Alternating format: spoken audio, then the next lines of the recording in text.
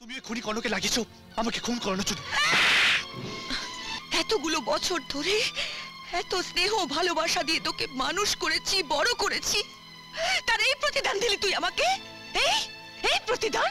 আপনার একদিন আমি জীবন বাঁচিয়েছিলাম বলে আজ আপনি এতগুলো টাকা দিয়ে আমার জীবন বাঁচালেন, কারণ আপনার মনের মধ্যে একটা মাতৃত্ব বোধ আছে। এতগুলো বছর পর নিজের ছেলেকে কাছে পেয়েও আমি মা ডাক শুনতে পাবো না ঠাকুর। তুমি আমাকে বলে দাও আমি কি করবো? কর্ণ, চলে এসো। তোমার জরিমানার টাকা দেওয়া হয়ে গেছে, তুমি এখন মুক্ত। কিন্তু 2 লক্ষ টাকা দেওয়ার মতন কোনো বড় লোক আত্মীয় বা বন্ধু বান্ধব তোমার নেই। কে দিল এতগুলো টাকা? জজ সাহেবান নিজে তোমার জরিমানা টাকা দিয়ে দিয়েছেন। ওই যে উনি দাঁড়িয়ে রয়েছেন তোমাকে নিয়ে যাবার জন্য। যাও।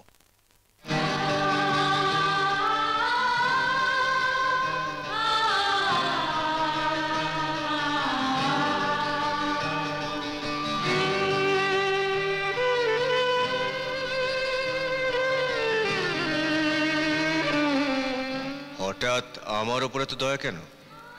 আপনার চোখের সামনে তো আমি আপনার ছেলেকে মারতে গিয়েছিলাম, তার পুরস্কার দিচ্ছেন বুঝি? না কর্ণ, সম্পর্কের বাঁধন আমাকে বাধ্য করেছে তোমাকে মুক্ত করতে। আপনার সঙ্গে আমার কিসের সম্পর্ক? যদি বলি আমি তোমার মা, মানে মায়ের মতো। মায়ের মতো?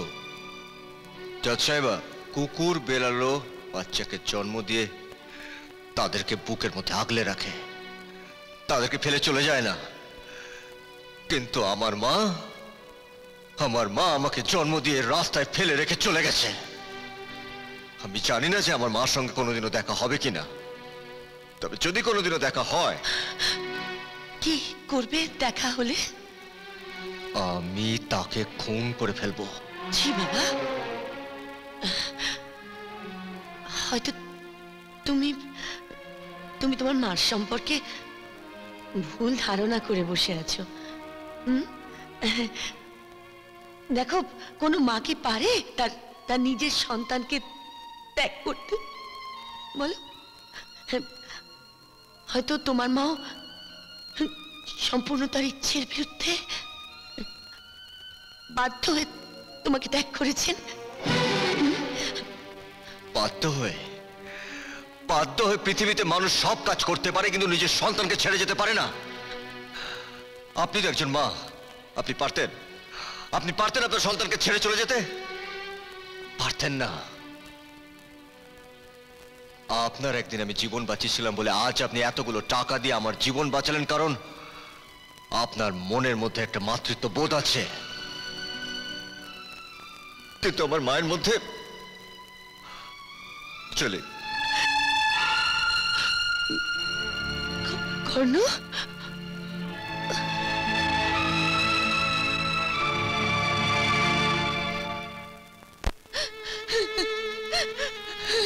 ঠাকুর, ঠাকুর তোমার করুণার কোনো সীমা নেই ঠাকুর। আমার এতগুলো বছরের প্রার্থনার ফল আজ আমি পেয়েছি। আমার নিজের সন্তানকে ফিরে পেয়েছি ঠাকুর। কিন্তু তার বুকে আজ অসীম জ্বালা, অনেক প্রশ্ন। আমি তোমাকে কি করে বোঝাবো ঠাকুর? অবহেলার অপরিসীম যন্ত্রণা বুকে বয়ে বয়ে আমার ছেলে, আমার নিজের ছেলে কর্ণ আজ আমাকে মা বলে ডাকতে চাইছে না। আমি কি করব ঠাকুর? তুমি আমাকে বলে দাও আমি কি করব? এতগুলো বছর পর নিজের ছেলেকে কাছে পেয়েও আমি মা ডাক শুনতে পাবো না ঠাকুর। তুমি আমাকে বলে দাও আমি কি করব? মা, মা!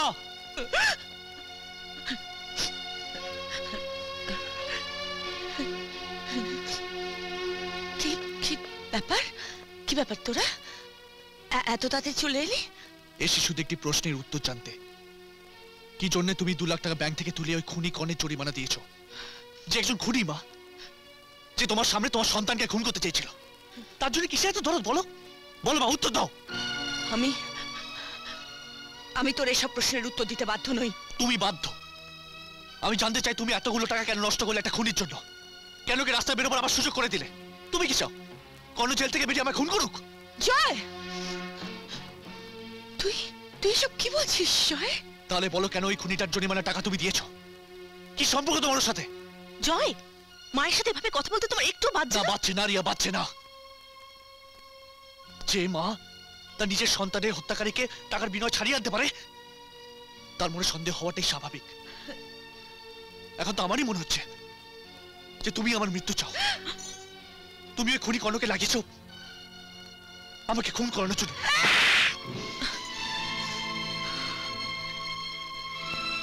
মা, এত বড় কথা বললি তুই আমাকে? এতগুলো বছর ধরে এত স্নেহ ভালোবাসা দিয়ে তোকে মানুষ করেছি, বড় করেছি, তার এই প্রতিদান দিলি তুই আমাকে? এই এই প্রতিদান? ছি! এখন বুঝতে পারছি, লোকে যে বলে না, ঠিকই বলে, পর পরই হয়, পর কোনোদিন আপন হয় না। পর? আমি তোমার পর? তোমার নিজের ছেলে তোমার পর? কার ছেলে? তুই তো আমার নিজের ছেলে নোস।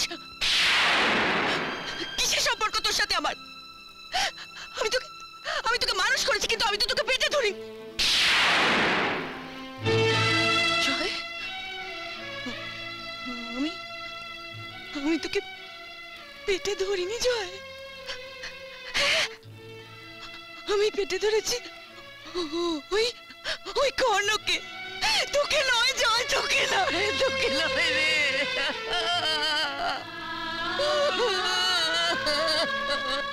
মা,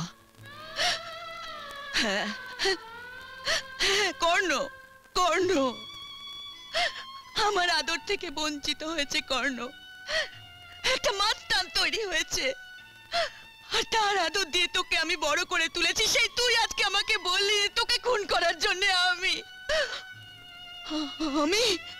কর্ণকে লেলিয়ে দিয়েছি। ও কর্ণ তোমার ছেলে? আমি আমি তোর মা নই। তোর মা কুন্তি, প্রদীপ বাবুর মেয়ে। এই কথা তুমি আমার আগে বলনি কেন? কেন তুমি এতগুলো বছর সত্যকে গোপন করে রেখেছিলে? কারণ আমি তোর মাকে কথা দিয়েছিলাম, আমি কোনোদিনও তোকে সত্যিটা জানতে দেব না। আমি যতটা পেরেছি, যেভাবে পেরেছি, তোকে মানুষের মতো মানুষ করার চেষ্টা করেছি জয়। আর তোর মার কাছে দে আমার কথা আমি পুরো করার চেষ্টা করেছি, কিন্তু আজ তুই আমার ধৈর্যের বাঁধ ভেঙে দিয়েছিস। তাই এই কথাগুলো তোর সামনে আমাকে এভাবে বলতে হলো জয়। তোমাকে যদি কোনো দুঃখ দিয়ে থাকি,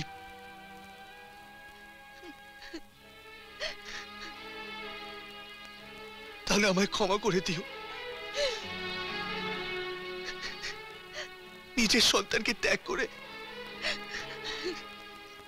সন্তানের আদর দিয়ে তুমি আমায় বড় করেছো, তার জন্য তোমাকে ধন্যবাদ।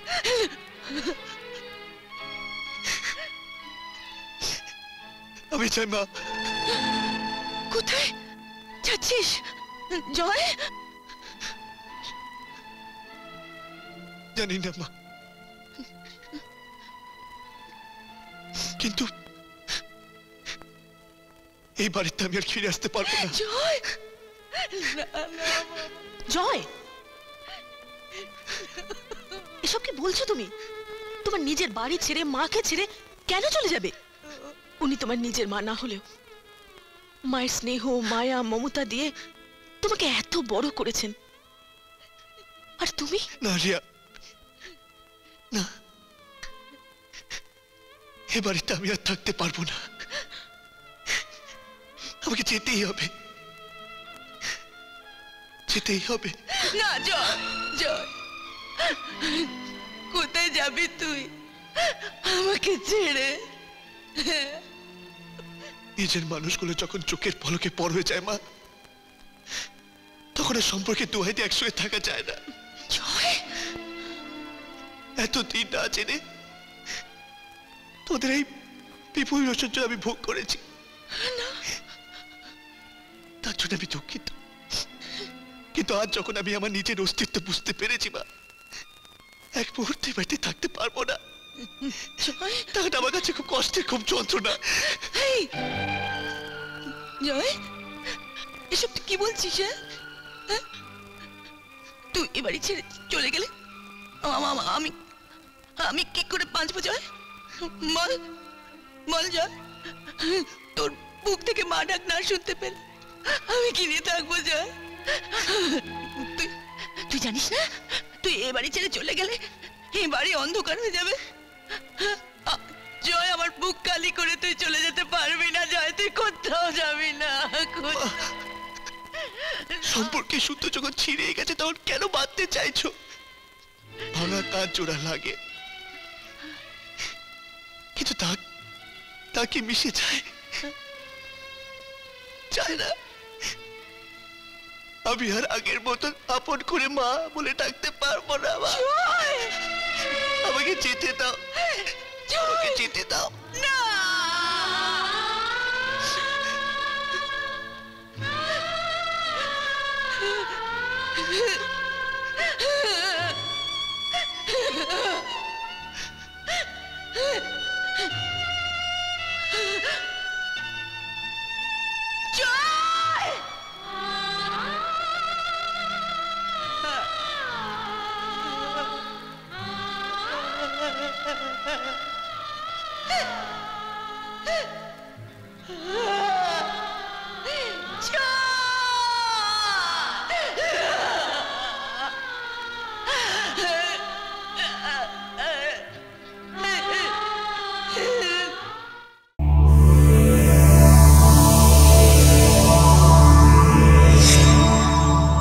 এরকম আরো অনেক সিনেমা দেখতে হলে ডাউনলোড করুন ক্লিক অ্যাপ।